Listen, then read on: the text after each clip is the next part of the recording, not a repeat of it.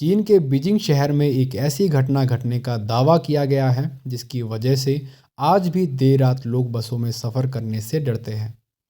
करीबन 27 साल से भी ज़्यादा समय से रूट नंबर 375 की बस की कहानी सुनाई जाती है। ये कहानी कितनी सच्ची है और कितनी झूठी है वो तो शायद वहीं के लोग जानते होंगे, लेकिन बीजिंग की वेबसाइट समेत कई अंग्रेजी वेबसाइट्स पर भी ये कहानी वायरल है। ये आज भी पुलिस के लिए एक पहेली है, क्योंकि इस पहेली को आज तक कोई भी इंसान सुलझा नहीं पाया है। इस रहस्य को आज तक चीन की पुलिस भी नहीं सुलझा पाई। ये कहानी सुनने में तो किसी भूत प्रेत की लगती है, मगर इसमें टाइमलाइन है, पुलिस इन्वेस्टिगेशन और काफ़ी सारी चीज़ें आपको महज काल्पनिक लगेगी। तो चलिए शुरू करते हैं कहानी को। मेरा नाम है राकेश और आपका बहुत बहुत स्वागत है मेरे इस चैनल पर। ये एक रात की रहस्यमयी कहानी है, या फिर कह सकते हैं कि भूत की कहानी है, जो कि 14 नवंबर 1995 को घटी थी। ये कहानी चीन के बीजिंग से शुरू होती है। नवंबर का महीना था और ठंड भी काफ़ी ज़्यादा थी और बाहर कोहरा ही कोहरा दिखाई दे रहा था, जिससे आर पार बहुत कम दिखाई दे रहा था। उसी रात रूट नंबर 375 की एक बस चलती है। चीन की बस नंबर 375 अपने निर्धारित समय से यान मिंग हुआन बस टर्मिनल से शियांगशान फ्रैगनेंट हिल्स के लिए निकलती है। बस पूरे यात्रियों से भरी हुई थी और कुछ किलोमीटर चलने के बाद बस से धीरे धीरे यात्री अपने अपने स्टॉप पर उतरते चले गए। यानी कि किसी स्टॉप से यात्री चढ़ते थे तो किसी स्टॉप पर यात्री उतर जाते थे। बस अब पूरी तरह से खाली हो चुकी थी और बस में एक ड्राइवर और एक महिला कंडक्टर बच गई। फ्रैगनेंट हिल्स का सफ़र अभी बहुत लंबा था, क्योंकि अभी और 7 स्टॉप बचे हुए थे। लगभग आधी रात का समय हो चुका था। चारों ओर सन्नाटा था। दूर दूर तक कोहरे के सिवा कुछ भी नहीं दिखाई दे रहा था और जिस रास्ते से ये बस जा रही थी वो रास्ता भी गांव और जंगलों के बीच से होता हुआ जा रहा था। एक दो स्टॉप के गुजरने के बाद बस नंबर 375 समर पैलेस के बस स्टॉप पर रुकती है। अभी तक बस बिल्कुल खाली थी, लेकिन यहाँ से एक बूढ़ी औरत और एक 19 साल का लड़का और एक कपल चढ़ता है। बस में यंग कपल ड्राइवर के पीछे वाली सीट पर जाकर बैठ जाते हैं और लड़का साइड वाली सीट पर जो बस के गेट के पास होती है वहाँ पर जाकर बैठ जाता है और वो बूढ़ी औरत उस लड़के के पीछे वाली सीट पर बैठ जाती है। सभी सवारी अपनी अपनी सीट पर जाकर बैठ चुके थे और वहाँ से बस चल पड़ी अपनी मंजिल के लिए। अब बस में कुल 6 लोग थे, 4 यात्री और 2 बस कर्मचारी। बस दोबारा अपनी मंजिल की ओर चल पड़ती है और बस के अंदर का माहौल बिल्कुल शांत था। बस जिस रास्ते से होकर जा रही थी उस रास्ते पर कोई भी इंसान दूर दूर तक नज़र नहीं आ रहा था, क्योंकि बाहर कोहरा भी घना था और ये रास्ता जंगल से होकर जा रहा था और सड़कें बिल्कुल सुनसान थी। बस धीरे धीरे आगे बढ़ रही थी और लोग अपने मज़े से बस में बैठे हुए थे। लगभग 4 स्टॉप गुजरने के बाद बस के ड्राइवर को एकदम से 2 लोग सड़क के किनारे खड़े नजर आते हैं। ये देखकर पहले तो ड्राइवर ने सोचा कि मैं बस को नहीं रोकूंगा, क्योंकि वो जहाँ पर खड़े थे वहाँ कोई भी बस स्टॉप नहीं था। लेकिन महिला कंडक्टर के समझाने पर ड्राइवर ने बस रोकी। महिला ने कहा कि ये इस रूट की आखिरी बस है और उन्हें कोई दूसरी बस और भी नहीं मिलने वाली है। ड्राइवर ने सोचा कि अगर मैंने उन्हें बस नहीं रोकी तो इसके बाद इन्हें बस भी नहीं मिलने वाली है और इनको यहीं पर रात भर इतनी ठंड में भटकना पड़ेगा। इतने में ड्राइवर ने उनके लिए बस रोक दी। बस रुकते ही वो 2 लोग बस के पीछे वाले दरवाजे से अंदर दाखिल होते हैं। मगर तभी हैरान कर देने वाली बात ये हुई कि बस में सफ़र कर रहे यात्रियों और बस कर्मचारियों के होश उड़ गए। उन्होंने देखा कि बस में 2 नहीं बल्कि 3 लोग दाखिल हुए हैं। उनमें से 2 व्यक्तियों के चेहरे बिल्कुल सफ़ेद थे।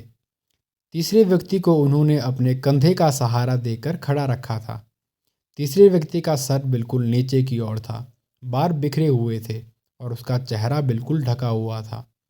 लेकिन अंदर से जब ड्राइवर ने उन लोगों को देखा तो वो सिर्फ 2 लोग नज़र आ रहे थे, लेकिन जैसे ही वो दोनों अंदर एंटर हुए तो वो 3 लोग थे। इस बात को ड्राइवर ने महिला कंडक्टर के पास भी बताया, तो महिला कंडक्टर ने कहा कि हो सकता है कि हमें कोहरे की वजह से ठीक से नहीं दिखाई दिया हो। तीनों लोगों ने चीन के प्राचीन काल के कपड़े पहने हुए थे। ये तीनों पैसेंजर बस के सबसे पिछले वाली सीट पर जाकर बैठ गए। जैसे ही वो लोग बस में बैठे तो उनको देखकर लोग घबरा गए और डर गए कि ये कैसे लोग हैं। बस में अशांति ना फैले इसलिए महिला कनेक्टर ने लोगों को समझाया। उसने कहा कि हो सकता है कि ये किसी नाटक कंपनी में काम करते हो और देर रात होने की वजह से घर जाने की जल्दी में अपने कपड़े उतारना भूल गए हो। इतना कहने के बाद लोग थोड़ा समझ गए और बस का माहौल थोड़ा ठीक हो गया। बस आगे की ओर बढ़ी। अब बस में कुल 9 लोग सवार थे। बस में पहले से जो बूढ़ी औरत सफ़र कर रही थी वो बार बार पीछे की तरफ मुड़कर देख रही थी। उसे पहले से ही शक था कि वो लोग कुछ अजीब है। तो जब अगला स्टॉप आया तो यंग कपल इसी स्टॉप पर उतर जाता है। अब बस नंबर 375 फिर से अपनी मंजिल की ओर आगे बढ़ती है और अब बस में कुल 7 लोग सवार थे। अभी भी वो बूढ़ी औरत बार बार मुड़कर उन तीनों लोगों को देख रही थी। वो लोग उसको कुछ अजीब से लग रहे थे, मगर बस में मौजूद बाकी सारे लोग अपने अपने काम में व्यस्त थे। करीब 2-3 किलोमीटर आगे जाने के बाद वो बूढ़ी महिला जोर जोर से चिल्लाई और अपने आगे बैठे हुए लड़के को एक तमाचा लगाकर कहती है कि कहाँ है मेरा पर्स। ये सुनकर महिला कनेक्टर बूढ़ी औरत की ओर आती है और कहती है कि इसके पास आपका पर्स नहीं है और ना ही इसने आपका पर्स चुराया है। ये तो आपके आगे ही बैठा हुआ था। लड़के ने भी ये बात बूढ़ी औरत को समझाई, मगर बूढ़ी औरत अपने बातों पर अड़ी हुई थी और लड़के को पुलिस के हवाले करने की बात करने लगी। ड्राइवर और महिला कनेक्टर ने बूढ़ी औरत को बहुत समझाया, मगर वो नहीं समझी और बूढ़ी औरत किसी की कोई भी बात नहीं मान रही थी। उसने सबको चुप करवा दिया और बार बार उस लड़के के कॉलर को पकड़कर उसके साथ हाथापाई कर रही थी और ड्राइवर को अगले स्टॉप पर बस रोकने के लिए कहा। बस रुकते ही उस बूढ़ी औरत ने लड़के का कॉलर पकड़कर घसीटा और नीचे उतारा। बस वापस अपनी मंजिल की ओर निकल गई। अपने साथ हुई इस घटना से लड़का बहुत परेशान हो चुका था। लड़के ने बूढ़ी महिला से कहा कि मैंने आपका पर्स नहीं चुराया है और आपके गलत इल्ज़ाम की वजह से मेरी आखिरी बस भी छूट गई है और अब मैं घर कैसे जाऊंगा और आप मुझे कौन से पुलिस स्टेशन ले जा रही है, क्योंकि यहाँ पर अगल बगल में कोई भी पुलिस स्टेशन मौजूद नहीं है। तभी बूढ़ी औरत एक लंबी गहरी सांस भरने के बाद लड़के से कहती है कि मैंने तुम्हें पुलिस स्टेशन ले जाने के लिए बस से नहीं उतारा है और ना ही तुमने मेरा पर्स चुराया है। तो वो लड़का हैरान हो गया कि जब मैंने कुछ भी नहीं किया है तो मुझे बस से क्यों उतारा। तो बूढ़ी औरत ने बताया कि ये इल्ज़ाम मैंने तुम्हारी जान बचाने के लिए लगाया था। तो ये सुनकर लड़का चौंक गया। आपने मेरी जान कैसे बचाई है? और बूढ़ी औरत कहती है कि याद है तुम्हें वो 3 लोग जो बस में बैठे थे? मैंने पूरे रास्ते उन्हीं पर नज़र रखी। मुझे शुरू से ही वो लोग बहुत अजीब लग रहे थे। बस के सफ़र के दौरान जब मैं उन तीनों लोगों को देख रही थी तो उनके कपड़े तेज़ हवाओं के कारण थोड़ी देर के लिए हवा में उड़े। तो ये देखकर मैं डर गई क्योंकि उनके पैर ही नहीं थे और मुझे अपनी आंखों पर विश्वास नहीं हुआ। ऐसा लगा जैसे मैंने कोई सपना देखा है। तभी तीसरे व्यक्ति का चेहरा मुझे दिखा। ये देख मैं समझ चुकी थी कि वो इंसान नहीं है। मुझे जितना जल्दी हो सके उस बस से उतरना था और तुम्हारी भी जान बचानी थी। इसलिए मैंने अपने पर्स का झूठा इल्ज़ाम तुम्हारे ऊपर लगाया। ये सुनकर जब लड़के ने उनसे पूछा कि ये बात ड्राइवर और कंडक्टर के पास तुमने क्यों नहीं बताई, तो उस बूढ़ी महिला ने कहा कि उन्होंने इस बात को गंभीर रूप से नहीं लिया और कहने लगे कि आंखों का ये धोखा है। इसलिए मुझे अपनी जान के साथ तुम्हारी जान की भी फिक्र थी। इसलिए मैंने तुम्हारे साथ ऐसा करने का सोचा और अगर हम दोनों ऐसा नहीं करते तो हमारी जान आज नहीं बचने वाली थी।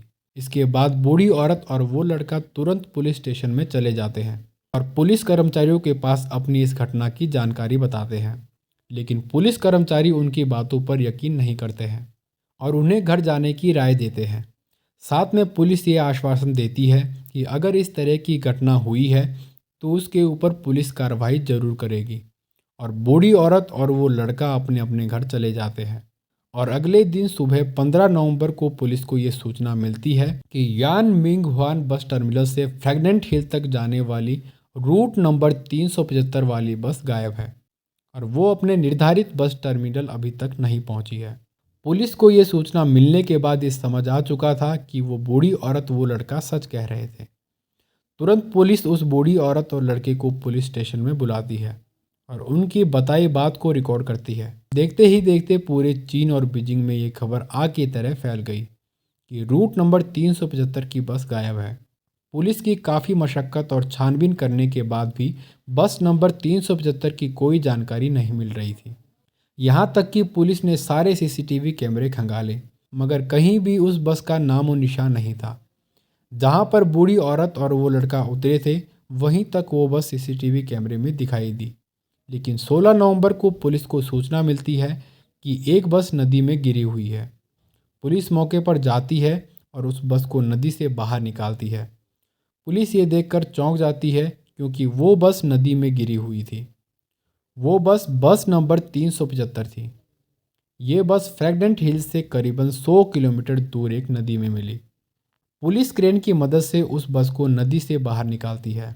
बस के अंदर कुल 2 लोगों की लाश थी, जिसमें एक ड्राइवर और एक महिला कंडक्टर शामिल थे। चौंकाने वाली बात यह थी कि उन दोनों की लाशें बिल्कुल ठीक थी, लेकिन बाकी की 3 लाशें पूरी तरह से सड़ गल चुकी थी। उन लाशों से बहुत बदबू आ रही थी। अभी तो और भी बहुत सारी चीज़ें चौंकाने वाली थी। डिपो से संपर्क करने पर बताया गया कि बस में इतना फ्यूल था ही नहीं कि वो 100 किलोमीटर आगे जाती। पुलिस वालों ने बस के फ्यूल टैंक को खोलकर देखा तो फ्यूल टैंक ताज़े खून से भरा हुआ था। उस रूट में जितने भी सीसीटीवी कैमरे लगे हुए थे, उसमें से एक भी सीसीटीवी कैमरे में वो बस कैद नहीं हुई। यह घटना 1995 की सबसे बड़ी घटना थी। इस घटना को ग्लोबल टाइम्स के अखबार ने अपने चैनल पर दिखाया है। बाल बाल बचे वो बूढ़ी औरत और उस लड़के को लोग भाग्यशाली समझने लगे। लेकिन सवाल आज भी ये है कि आखिर कौन थे वो 3 लोग? क्या वो इंसान नहीं थे? क्या वो सचमुच भूत थे? इस बात का जवाब आप लोग कमेंट बॉक्स में बताइए। क्या आपके साथ भी कोई डरावनी घटना हुई है? अपना एक्सपीरियंस कमेंट बॉक्स में ज़रूर बताएं। फिलहाल इस वीडियो में इतना ही। मिलते हैं आपको एक और स्टोरी के साथ। तब तक के लिए धन्यवाद।